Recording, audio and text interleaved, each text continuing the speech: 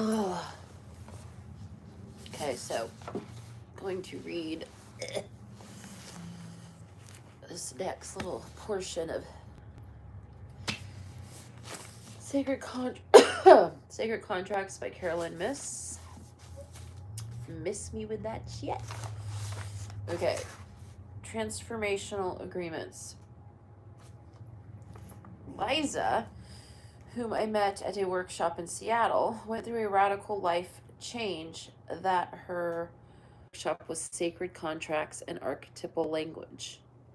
And during the break, Liza asked if she could speak with me about her life. She had been in a car accident when she was 26 that left her partially paralyzed on the right side of her body. At the time, she had been working as a high school gymnastics teacher and soccer coach, so this injury obviously changed her life dramatically. As we talked, I did a reading on her, and among the numerous impressions that I received from her energy system was the persistent and prominent image of Humpty Dumpty falling off his wall. I asked Eliza, who was then 31, if she related to the Humpty Dumpty children's rhyme, or if she had liked it as a child. You know, when I was around 8 years old, she said, I had a dream in which I saw myself getting on a small boat on this big river. I wanted to get off that boat because I wanted to be on one of the huge ocean liners that were also on that river. But I was told that this was my boat, and I had to learn to travel in it. After the accident, I commented to my mom that I'd fallen off the wall like Humpty Dumpty, and she said that I had to work very hard at putting the pieces of my life back together again. I suspect now that the boat I didn't want to get on in the dream represented the physical challenge that I would have to work with in this lifetime. Liza told me that after her injury, she had left the shattered pieces of herself, like Humpty Dumpty, lying on the floor for months. Then she had a dream about the same boat and river, only now the boat was moving in circles. She realized that this was because of her paralysis, which meant she could row with only one arm.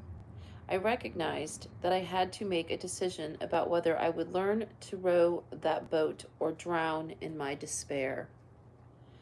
She said, I also realized that I could never trade it in for another one, and even though I longed to, I decided to do whatever it took to master that tiny vessel of mine. Liza's physical limitations actually led her to do things that previously she would not have considered. That's kind of, I read this before, I read this yesterday, this chapter yesterday, and it reminded me of when my son was born, and he was born with cerebral palsy. And there's this beautiful poem that is written about a person who, but it could apply to anything, but a person, this is about a parent of a child with special needs in particular, how you pack your bags and you're going to Italy and you have your travel plans and you're on your plane and you're going and you're so excited and you're all ready, and then the captain of the plane says, you have arrived, welcome to Holland.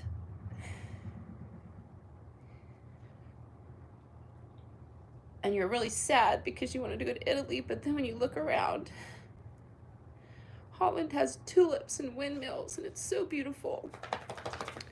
And that's kind of my experience with Bodhi. Hi. Was that it was beautiful. And then unfortunately, Holland got burned to the ground. All the tulips were ripped from their roots, and the fucking windmills were burned down. And now I have an opportunity to rediscover why that could have happened to me. Why something so tragic could have happened to me and my son. And my daughter was in the crossfires. Anyway, so back to the book. I'm okay.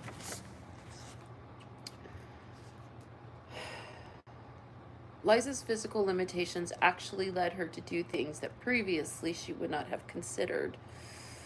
So anyway, I got off the subject. Raising Bodhi put me into a world of families with children who had special needs, and I got to have opportunities I would have never otherwise had. Bodhi and I would go up to the Rubicon in Tahoe every summer with a group, Disabled Sports West, and I think they have a different name. They have a different title now. And we would go. They would take a group of individuals with special needs, physical, mental, and we would camp for 3 days and drive these big old trucks up the Rubicon. And he would go skiing every winter with Disabled Sports West. And I met wonderful people through having a child with special needs. That wouldn't have happened to me. I wouldn't have had such a wonderful experience raising him the way I did if he were born, in quotations, typical.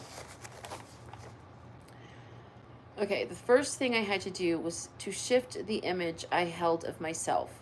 While my body could no longer move at the pace it could before the accident, I was still in charge of the speed at which my mind, heart, and spirit could travel. Accident or no accident, I decided, and I ultimately came to believe that there must have been a reason why the heavens gave me this boat. And so I went into prayer one afternoon. I imagined myself in the boat, and I dropped the oars into the water while praying. Okay, you row. Liza made a point of saying that this act of surrender was very difficult to maintain.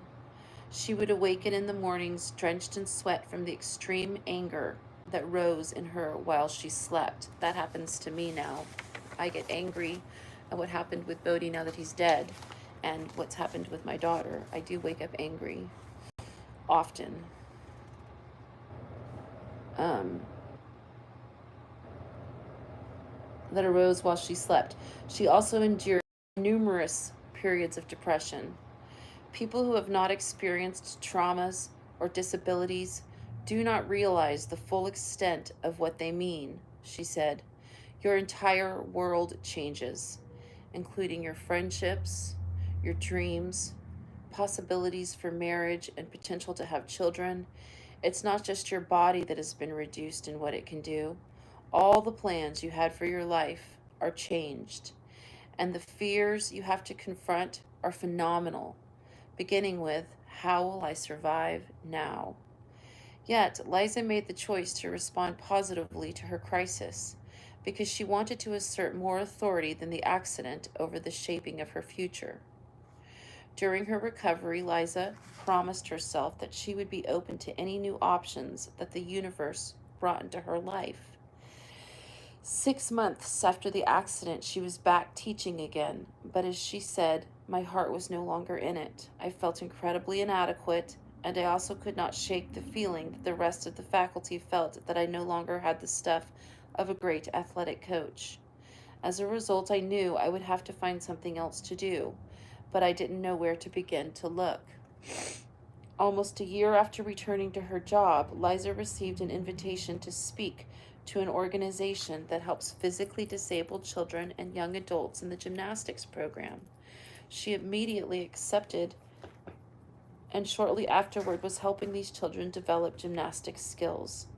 She volunteered her services in the beginning because she wasn't sure if she could really help any of the kids or if the organization would consider adding another person to the payroll. But by the end of the school year, she had become an employee. When she and I spoke, she was still working there. I don't consider what I do a job, she said. Now I can see that all I do and what I had to go through to get here. Not to mention what may be waiting for me in the future are aspects of my contract. My accident, if you want to call it an accident, made me confront myself and my relationship to life. I had to rely on the strength of my faith to get through this, and my faith wasn't that strong when this happened. During my recovery, I felt dark emotions I didn't know I had in me, such as jealousy, at other people's ability to walk. The hardest thing I ever had to do was to work my way through these feelings and to come out the other end a person who still saw potential in her life. Prior to my accident, I used my will to make my life work, but now I had to rely on the strength of my spirit. Today, I am able to give more of myself to these kids than I ever contributed as a high school teacher. They need all the inspiration, hope, and self-esteem I can offer them, as well as what I can teach them physically. They make me feel that everything I have been through and everything I do is of the greatest value. I understand their frustration, their fear of getting by in their world, their despair over the quality of life they might have. I know what they are living inside, and I can help them cope with the part of their lives because I've been there and revisit there on occasion. But I am also proof that everyone's life is of the greatest value, regardless of the shape of one's body. The key is to learn how to row the boat you've been given. In her efforts to come to terms with the dramatic way in which her life path was changed, Liza completely redefined her understanding of her life's purpose. After the workshop, she wrote to me, "Like most people, I used to think that the purpose of my life was to do something special, like be a good gym teacher. So when that something special was taken from me, I also felt that my purpose in life was gone.